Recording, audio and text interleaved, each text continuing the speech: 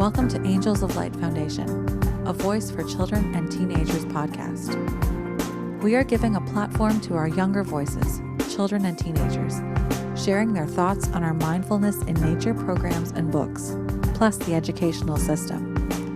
Asking them what type of school would they want to learn in? What would they like to see change in our world? Finding out what gifts they hold and why they feel they are here on this planet. We believe, as parents and educators, that we should strive to raise children with a voice and for them to be heard. Welcome to Angels of Light Children Foundation. This is a voice for the children. I'm Charles Chudabala. And I'm Terry Allen. And today we have Joseph with us. So thank you for coming on our show, Joseph. And I just want to tell people that I met you a few years back. During the pandemic, we were at the Inn of the Seven Rays in Topanga, and we just got talking, myself, your mom, you, and my son, and my husband. And so we exchanged numbers. So I wanted people just to have a connection with us. And then I just kept in touch with your mother. And then, you just came into our meditation to reach out to Joseph a few years later and see if he'd like to come on. So thank you so much for coming on here and sharing a voice for children, because it's so important. Well, it's always been important, but I think more than ever. So thank you, Joseph. Of course. It's a pleasure to be on. Thank you. Would you like to just tell us a little bit about yourself so people can know who's Joseph, just before we start going off with all the questions? Sure. So I'm Joseph. I'm 16. I play a lot of sports. My mom's from Chile. My dad's from here. I speak 3 languages. I play piano. I love cars. And I like philosophical discussions. I do that with my friends pastime sometimes. And what are your 3 languages that you speak? Mandarin, Spanish, and English. Wow. Well done, you, darling. Yeah, that's what I'm trying. My son's got a Spanish teacher at the moment. He asked for it. So I think he'll probably go into Mandarin. He said he was interested next as well. So I think it's great to learn a language. But anyway, we're going to get on with the questions, Joseph. So I just wanted to ask you, I've never asked this question before, but I felt the need to ask this question. You know, when I asked you to come on A Voice for Children, what made you feel that you felt aligned with coming on here to speak and share your thoughts and views about everything at this moment in time? Well, I think to give children a voice is one of the most important things we can do in today's society. That does not happen very often. And I was ecstatic to hear that, there's a new podcast, relatively new podcast that was giving children a voice into the world. And I think, that alone was enough to make me come on. And of course, to see you again, it was wonderful. And do you feel there's just nothing out there? That's why were you quite surprised?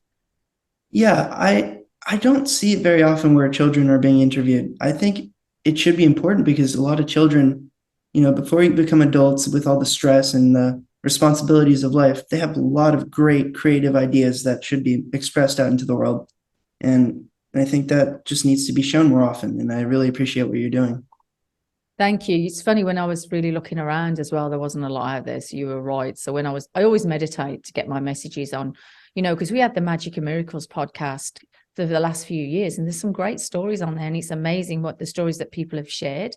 But it just dropped in, why don't you give a voice for children behind our children's foundation? And I just thought, oh yeah, it just came in organically. And so it's really important. I agree with you to give the young youth of today a voice. So just going to get into it. So I had a little chat with you the other day about your background and stuff. And you told me you went to the Waldorf school for between the age of 2 to 6. Mm-hmm. And then you left after that. Just tell us a little bit about your experience. I know 2, you probably can't remember that much, but up until the age of 6, what was your personal experience? Right. So to provide some context, where my mom is from, Chile, it's a very family-oriented country. Families stay together for way past when the children become adults, into their 30s. And And sometimes they even live together until their 30s. So I got a little bit of that because I'm really attached to my parents.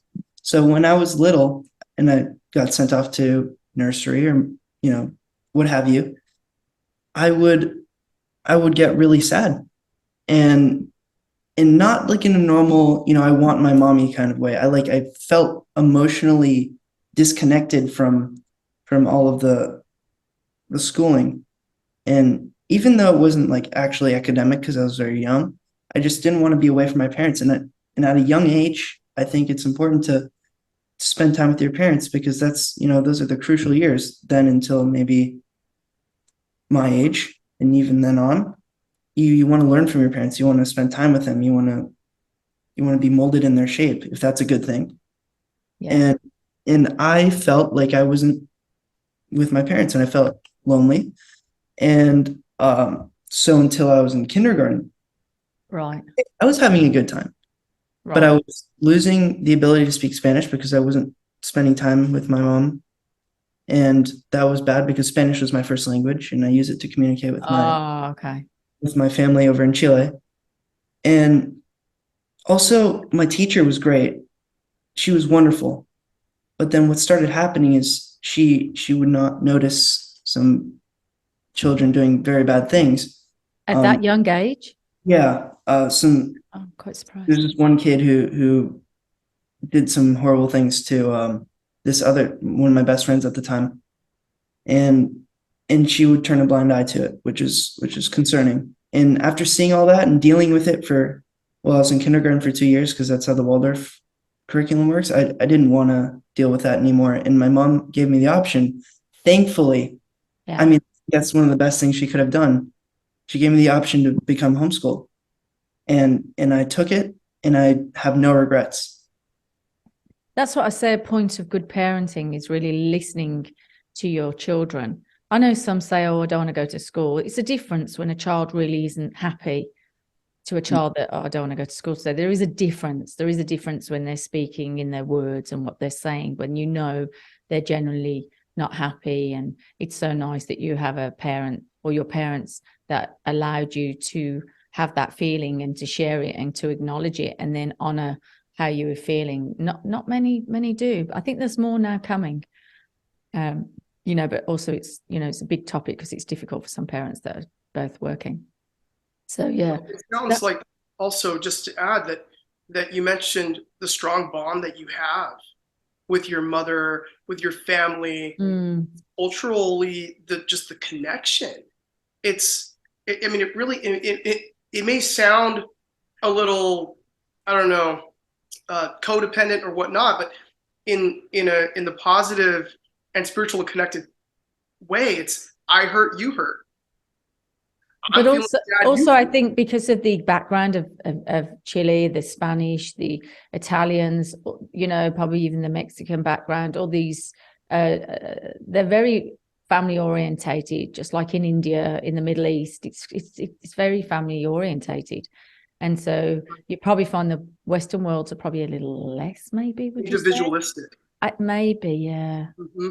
I completely support, leaving the nest early, as they would say. I think that'd be great, and that works perfectly for some people. Correct. And I'm going to go to college. I decided to pursue that. And so did you do all your teachings for people that are interested in homeschooling? Did you do all your learning online or did you go to certain people? So from first grade, Yeah. so from kindergarten, and then immediately in first grade, I went to homeschool. From first grade to third grade, my mom taught me by herself because the workload was fairly easy. Yes, it is. Just the basics. And then third to about fifth, yeah, I had a tutor I went to in Los Angeles with one other kid. And from fifth to the end of eighth, and I started ninth with an online private school, but fifth to eighth, I did an online Zoom class with one teacher, but she covered all the topics with about other kids. Right. Mm-hmm. And so obviously that worked well for you because you're obviously doing really well. But how did you how did you meet other children? Did you do sports to meet other, that's going to be the parents' number one question, because a lot of parents would like to homeschool, but then they think my child needs to have other children, mix with the children. I get that. I understand that, because I homeschooled my son for the last 3 years. Now he's going, well, the last 2 years, he's now going to go back in to a small little school. But would you like to share that with our viewers? Absolutely. I mean, that's a very valid question. I'd say everybody's experience is unique, but mine, I would say, is very different from the norm, because when I was younger, my dad is in the finance industry, and he had me talk to a lot of adults who are, very knowledgeable and well-versed in their crafts. So I'm used to talking to adults. So I'd say I'm a little more comfortable socially than the average person. Right. So I would make friends a little bit easier than, let's say, a normal, kid my age. I actually prefer talking to back then I preferred talking to adults than children. I found their conversations were more mentally stimulating for me. For you. Yeah.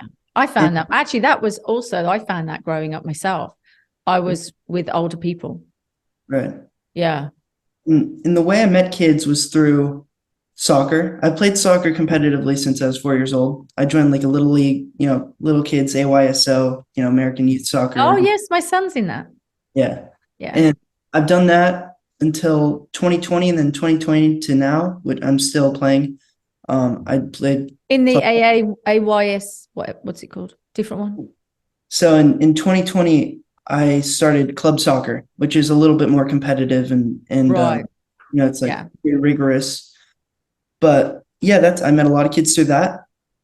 We joined a homeschooling group near my house. I met a lot of kids through that. Oh, about 90 kids in that. Wow. What? Yeah. There's a lot of kids there. So I met a ton of people.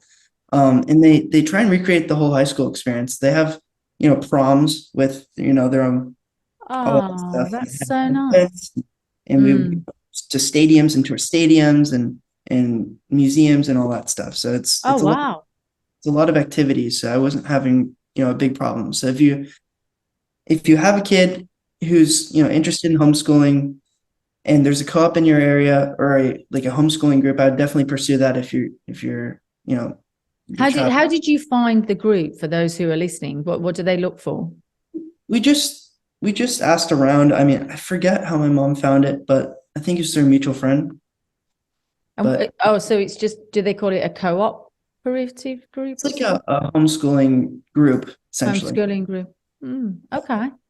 That's great to tell people, that it's available out there, because I think that's the one thing that they always think, oh God, my child needs to meet other children. And so that's great that you had a big community there. Wow. That I'm quite surprised there. Yeah. I got another question for you. So, what would you say are the biggest misconceptions about homeschooling? Okay. So again, I completely acknowledge that my situation is pretty unique, but first off, you're isolated. Not true for me. You're not isolated.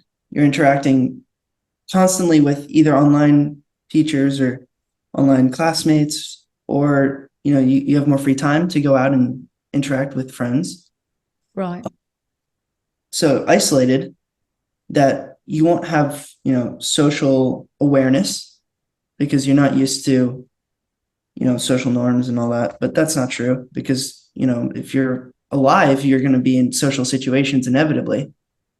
And I'd say there's a lot of tough ones that don't apply, but they're misconceptions. I have to give it some more thought, but I mean, those are the two most prominent ones. Yeah, I think you're right, actually. Would you like to ask a question, or would you like me to? Actually, I just wanted to add on to that. You said that being isolated is one of the biggest misconceptions, and then you follow that up with saying, well, actually, no, I'm living in the world, so therefore I'm going to be interacting with people. I think that also goes hand in hand to the types of, again, family that you come from, the parents that are open to you exploring the world and your own, and finding yourself, coming into who you are. Yeah, communication. Because I think it could go the other way. I think the Yeah. reason people do ask about isolation is because they have examples of that. They know somebody who has been homeschooled and has literally been isolated from the world Correct. of fear of, and again, we're talking about, I mean, your situation. We know we also have to just preface this that your situation is not everybody's situation. There are people that live in different territories, different regions, where there might not even be a homeschool community network of 90 kids where you come from, or even have access to some of the places, because I think you live in LA County too, correct? Just a little bit outside of it, but yeah, Outside of Los Angeles. And so that's something to keep in mind. But yeah, I think it's both. It's creating the environment, right? And if your homeschooling is your environment, that is nurtured, that's fortified by your family system. And then it's also you wanting it, also you as an individual. Yeah. Saying, this is important to me. It's a value to me to learn in this environment. To have philosophical conversations, that's a value to you. But I also want to get out in the world. I want to be on a soccer team. I want to meet other people. I want to have the prom experience and go to college and still maintain that bond. I mean, I think the things that you're bringing up are kind of poking a hole in what people think the homeschool situation has to be like. Right. I appreciate it. Yeah, I think that was well said, Charles. I think you're spot on there. Another thing we're asking, do you have any mindful practices? Do you do mindfulness in any way? And mindfulness, obviously, because we're a foundation that teaches children mindfulness around the world. Just asking you that, what mindfulness practices do you bring into your daily life? Right. So I try to meditate a little bit. I don't meditate religiously like, a lot of other people. Yeah. Well, not religiously in a religion form, but yeah, repeatedly. Yeah. Say I do it when I need it. Yeah. Which thankfully is not too often, but whenever I'm feeling stressed or anxious, I'll meditate. Or did somebody teach you that, Joseph? Who brought it into your life?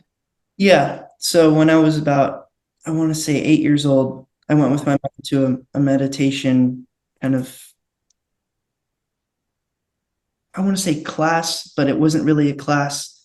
Right. In LA, and they kind of taught us how to meditate and relax everything and just keep your mind concentrated on your meditation. It was nice, and I still apply it occasionally. It's very relaxing, but if I don't want to meditate at the moment, I'll just walk out into my yard and just touch grass, essentially. Yeah, there's many different ways to mindfulness, and you're right. People think it's sitting there meditating. A lot of people can't do that.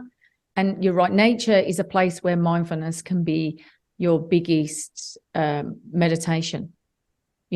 Like you just said, touching the grass, feeling the ground, looking at the sky, looking at the birds, looking at everything around you brings you into this present moment. Because you said a really interesting comment to me the other day, and I actually wrote it down when you said, I disconnect. I know how to disconnect from the noise of the outside world. Would you like to share with our viewers and younger viewers that are listening, when do you know that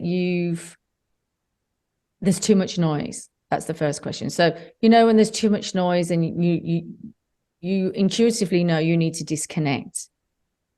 Well, personally, I'd say if there's too much noise, and there was too much noise, in my opinion, from 2020 to mid 2022, unbelievable. Yeah. I'd say the way I disconnect from it and the way I know how high it is or how I range it, I'd say if something on the news is affecting me personally or affecting me in stress levels, that is how I know when I should just disconnect and tone everything out of my life. And so do you feel anxious or unsettled, or what is the feeling for people that don't know, and for children or teenagers that are listening? What is the feeling to you? Because this is what we teach through mindfulness is, it's the feeling in your body, in your emotional, physical, everything, and we govern everything from our mind, correct? So everything, stimulates our mind on the planet. We're always mind. And we then ignore the emotion and the feeling of this isn't quite right for us. And then we start running on that road and it's the wrong one. We haven't really self-navigated that something's not quite right. We try and brush it under because obviously the logic kicks in. So when could you just tell our viewers in your own words, because I know what mine is, but I don't, I'd like to hear your words. Where do you feel it? What are the actual emotions? And just so you could identify it within, you know what I mean? Yeah. So during COVID, I'd say that was one of the most stressful times in the beginning. Yeah. I'd say probably it peaked in August 2020 for me. Right. I was, in Los Angeles, and Los Angeles was fully locked down. We couldn't go anywhere. Yeah, correct. And at the time, we were living in a very small house, which felt very confined. And you feel like you're constricted. You feel like your soul is just caged. And Right. in the I want to go crazy way, but it feels like it's just being constrained. Correct. And you don't feel free. And then you feel stressed that said soul is not being free. And I just don't want to feel that anymore. And I think toning everything out, connecting with nature, all that can help substantially. Yeah. So that's your go-to is Mother Nature. It's my go-to. That's why I created mindfulness through nature, because it's the main, there's nothing like it. Right. What a profound way to put it, Joseph. Your soul feels constrained. Yeah. Well, we all did, didn't we? Because we all felt it was wrong. There was something wrong and your soul knew it, but it's having the ability to know that and not step into the fear of what's being spread around, to have that feeling, oh, something's not quite right here. So, you went with that emotion because of his training, of his meditations and how he's been brought up and the type family values. And so he had that built-in understanding. Some people just, I had a lot of children and teenagers come to me and they were online and they couldn't work that out, and it tipped them right over the edge. So because of the tools that you were given earlier on, you picked it up. That's why I always say the earlier you teach children, earlier mindfulness, they can pick it up and use the tools that were given to them to self-navigate through stressful situations. And hopefully nothing like that ever comes again, but one never knows. So it's good but also stuff in their life. So mindfulness is a skill, and meditation, which is mindfulness taken from meditation, but just taken on a different scale. So it's not related to religion. But for them to identify and self-navigate like you did, because you had tools. Another thing, how do you stay grounded and connected? How do I stay grounded and connected? Oh, that's a tough one. Because we can all float off. Yeah. And young children are vata, so they're air. They float off. Parents. That's why mindfulness is another thing. The mindfulness is good to teach children in yoga and breath work and stuff, because children are naturally air. The top of the tree. We've got to get them down. But you're much older now. So how do you ground yourself and stay connected when you've floated off? For me, it's pretty simple. I just try and stay as present as possible. What do you use? What tools do you use? Because people might say, well, who are listening, what does he mean? Well, for me, it's kind of interesting. Staying present, I mean, paying attention to what you're doing in the moment. Right. I'd say what I do to help is I imagine looking at myself in the third person, and I'm like, great. That's mindfulness. He's got it down. Your mom did a good job. Wow. No, it's right, because I was talking to somebody yesterday, giving them an interview, and he said, explain to me mindfulness. I said, you're the actor, you're the producer, and you're the writer of your play. You are the third person as well. So that's mindfulness. And I had to break it all down, because a lot of people just presume it's sitting there looking at an apple or a tree. And yeah, that is a part of it, but it's not the whole thing. So it's great that you try and have that outside awareness, and that you have become ungrounded. And it's okay to become ungrounded. We're not saying it doesn't happen, because it happens to me, it happens to you, it happens to Charles, it happens to all of us. but you have to know when you've gone off, correct? Mm-hmm. That's the key. So, and so what do you do breath work? Do you do meditation? Do you go for walks? How do you stabilize yourself? How do I stabilize myself? Well, as I mentioned before, I'm kind of a social person. So I like spending time with my friends and family. I think it's, it's relaxing to me. I'd say it's draining for a lot of people, and I totally get that. And especially, if you do that a lot, it's draining. So I'll see a few friends a week and then I'll just relax at home. But it's really important to stay present for me because it feels wrong not to be present. I have something like, for instance, if I'm on my phone, trying to set something up, there's something inside me that's telling me you're not being present. Don't do this. So I try and stay away from that kind of stuff. It's funny. That was our next question, actually. And Charles added this question in, which is great. First question, though, before I go on to that one. What age were you given a phone? Like 11 and a half. Yeah, well, I gave my son his phone at 12 and a half at Christmas. Nice. And I was really hesitating to give that phone. Right. Really wanted to wait till he was 15 and 16. Right. And it's a big question on parents' minds about the phone. So what are your thoughts on social media? That was Charles's question, actually. Well, that's a very deep question. I'd say my son doesn't have social media. I'm just putting it out there. He's too young. No, he asked me for it. And I said, for what? If you want to show your drawings or you want to show your creativity, but I'm running it. And he went, oh, no, it's okay. And I thought, okay, I'll have you one. Joseph, let me just say, yes, it is a broad question. So I just want to say there's no wrong answer. Yes. One size doesn't fit all. Exactly. No right answer. Yeah. And in this present moment, what comes up for you when you think about social media? Well, I'd say it's more of a 65-35 split. Which bit's the split? The 65% is a negative influence, in my opinion. Ooh, okay. I'd say it's not a good thing for the 65%. But for the 35%, like this will be on YouTube, I'm assuming. And that's typically considered a social media. Yes. I think that could be used for the good. And there's definitely use for the good. And staying in contact with people, that's also important. Yes. A lot of people become addicted to it. So that's a huge part. I know a lot of people that are addicted to social media, and it's really, really. So that's just my opinion. I would be fine if it didn't exist. Do you have a social media account? I do, but I don't really use it. Is that TikTok, Instagram, whatever else is out there? Just Instagram and YouTube. Instagram and YouTube. So you're not a TikTok person? No, I never downloaded TikTok because I don't want to get addicted to it.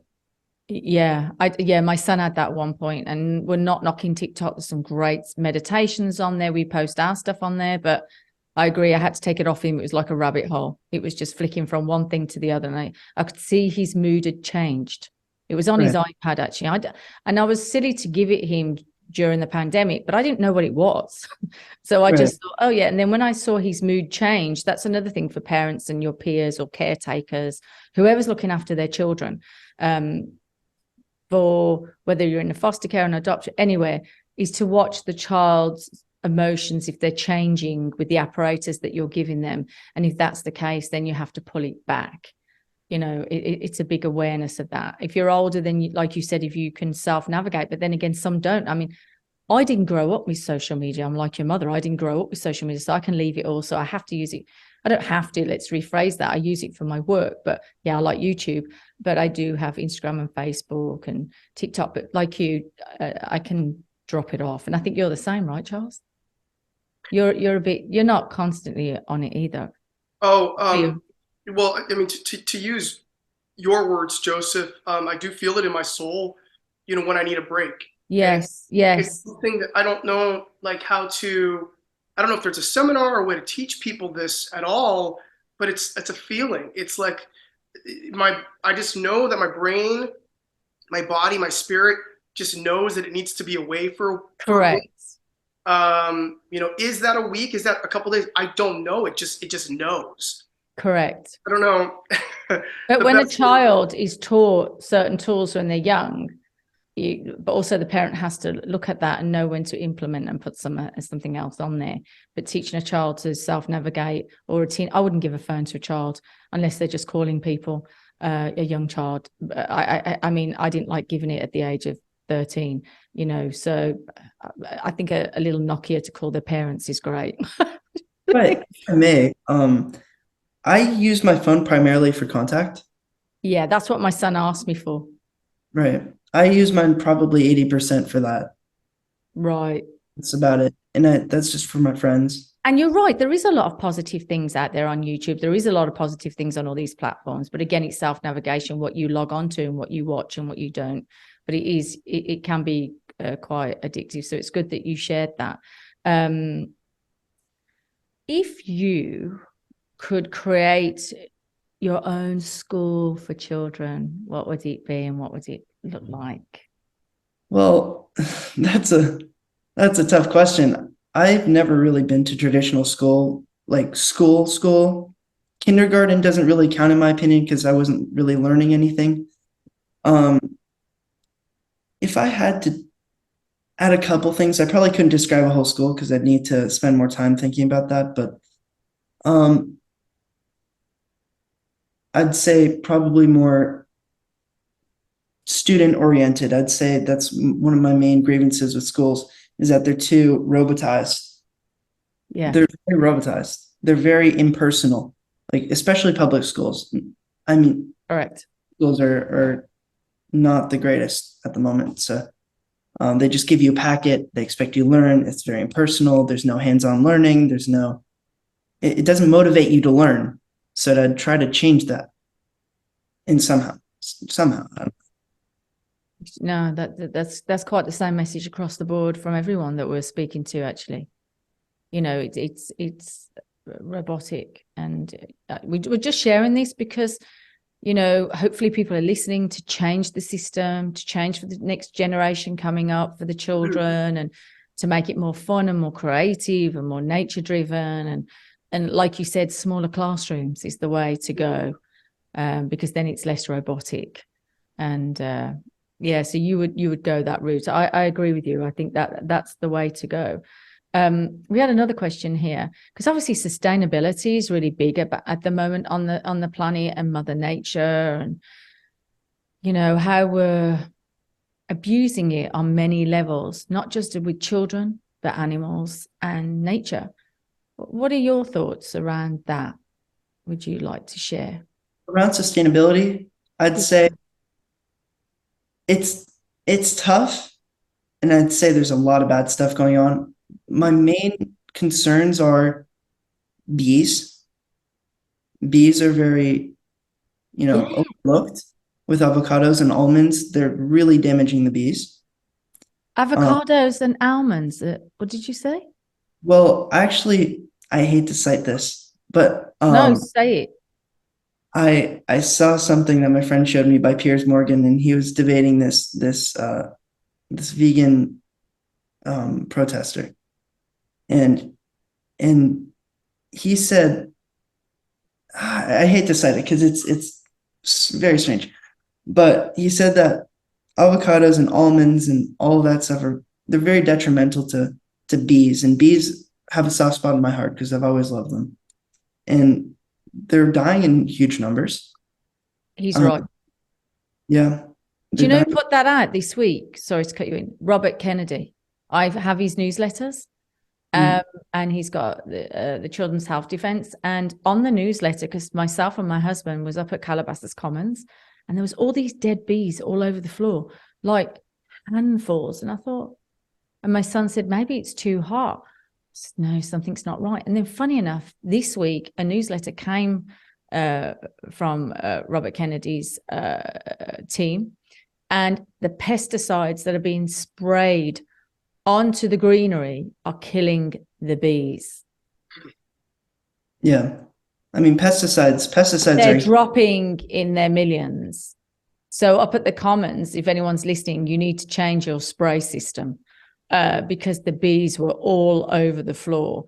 I know there's a big thing about avocados that they say they are also damaging the planet as much as we have too many cows. I have heard that before, but I don't want to get into that because I'm not really an agricultural person. I'd have to go a little bit deeper. But yeah, I know that's been mentioned many times before. But yeah, he's right.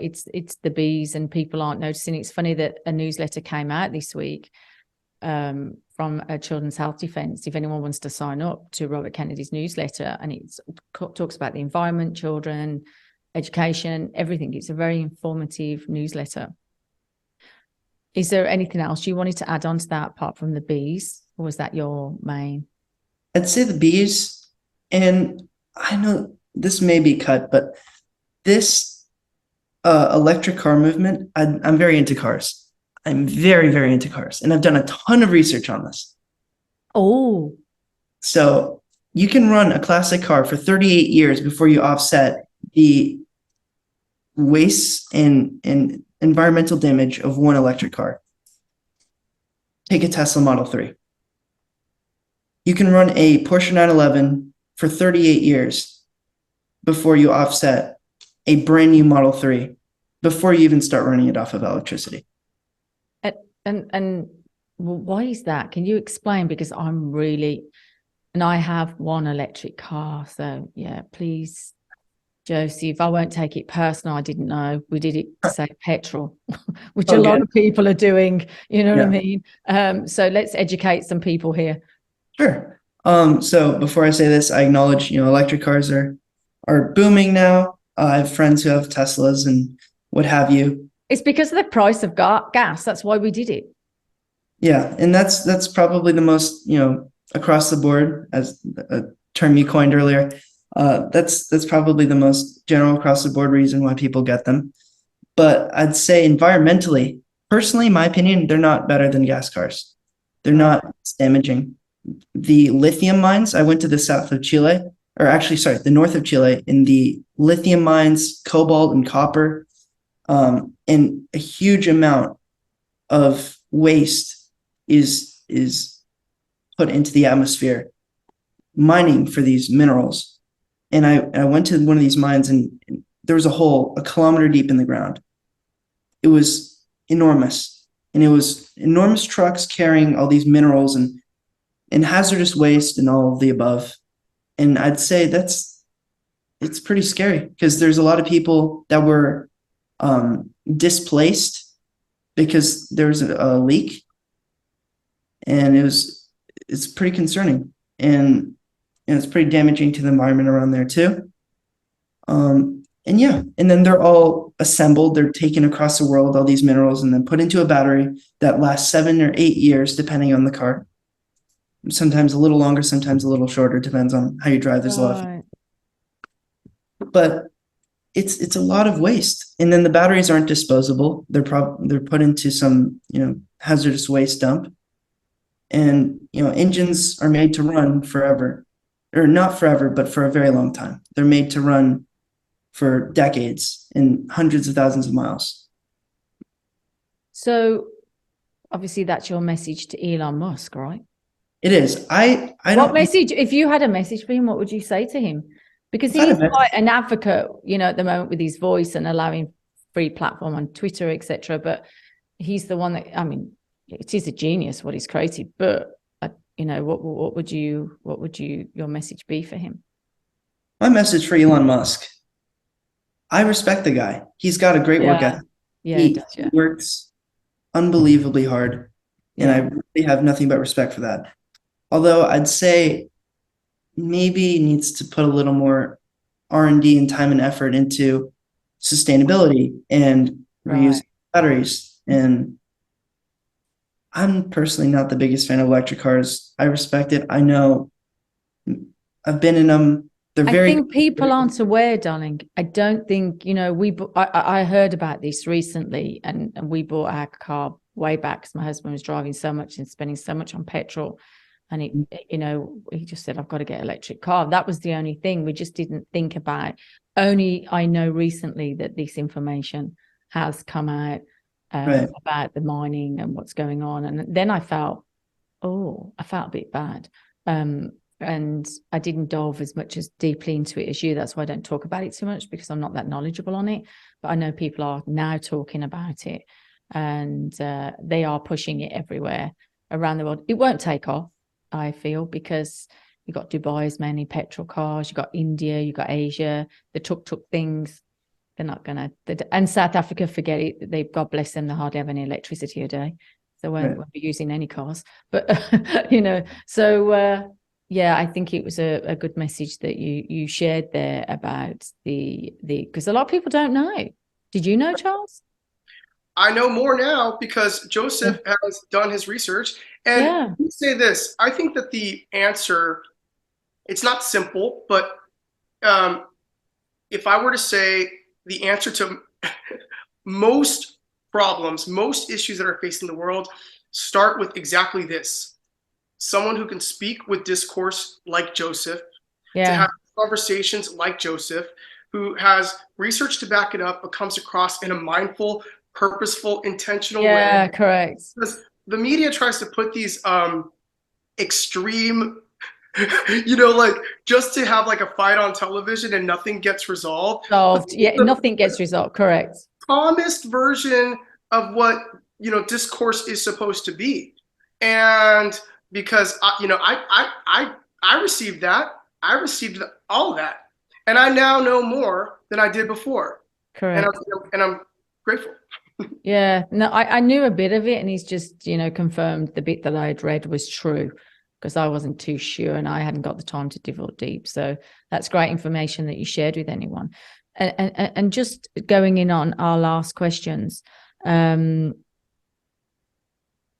what changes would you like to see on the planet going forward?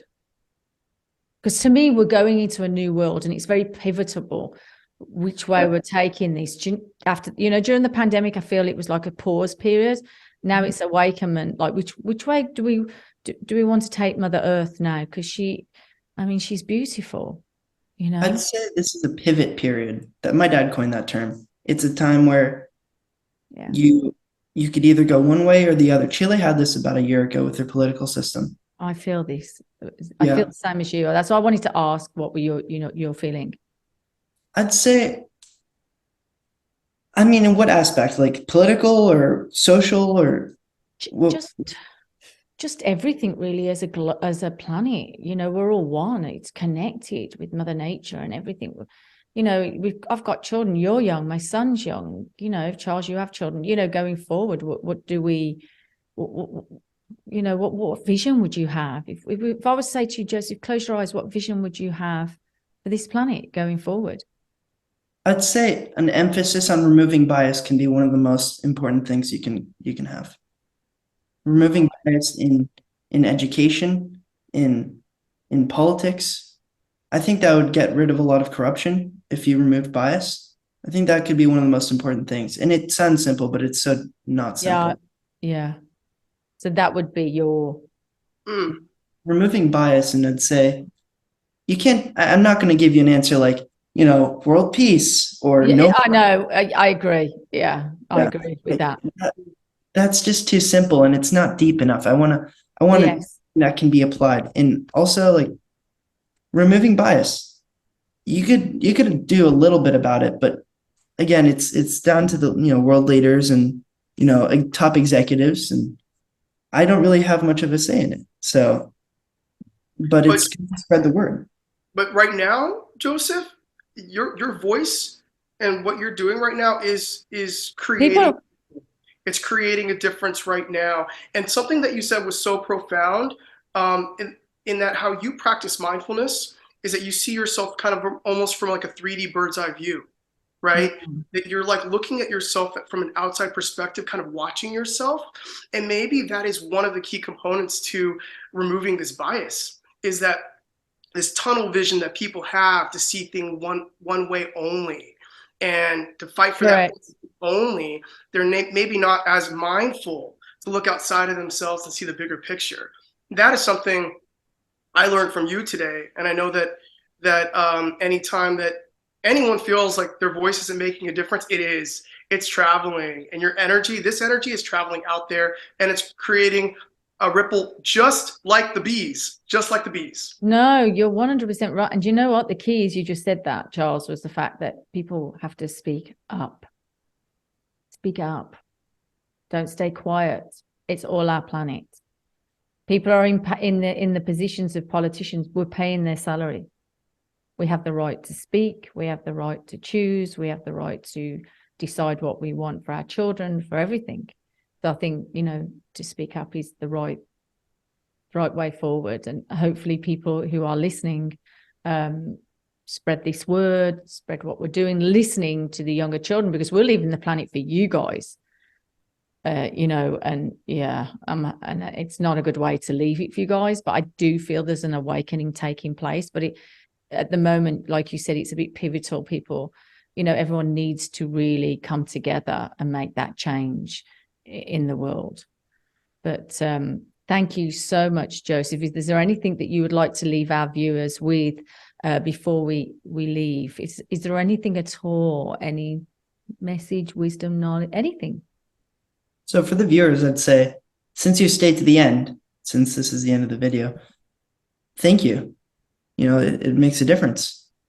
Listening to people, not many people have the patience. They have the option to watch a Mr. Beast video, or, some sort of crazy, mentally stimulating, ADHD riddled video. But this is something that will make more of a difference, in my opinion. And it could help make a change in the world. And I appreciate your patience and your time, because you could be doing anything else, but you're listening to us. So thank you. That's wonderful. Thank you so much, Josie. That's so powerful. And again, from us, from myself and from Charles, thank you again for listening, for sharing these videos. Please don't just keep it to yourself. Please share it with as many people as possible, so it goes around the world. And if anyone would like to come on A Voice for Children, please contact us. So we're at angelsoflightonline.com. Just look up our website. You can see all of our programs, everything, but you can email us there. So please get in contact with anyone that would like to come on the show. We'd love to hear from you. So thank you all again from myself, Joseph, and Charles. Thanks a lot. Lots of love. Bye.